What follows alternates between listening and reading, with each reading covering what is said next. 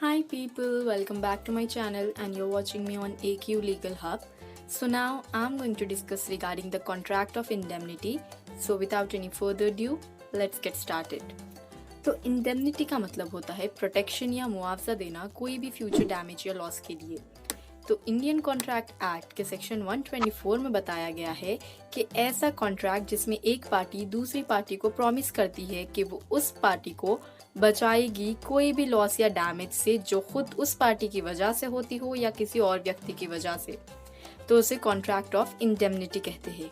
For example fire insurance.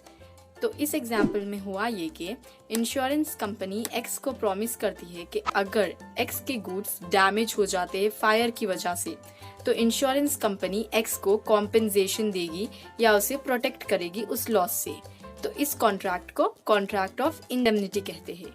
जहां एक party जो प्रॉमिस करती है यानी कि इंश्योरेंस कंपनी, उसे इंडेमनीफायर कहा जाता है, और जिसे प्रोटेक्शन दिया जा रहा है यानी कि एक्स, उसे इंडेमनिटी होल्डर कहा जाता है।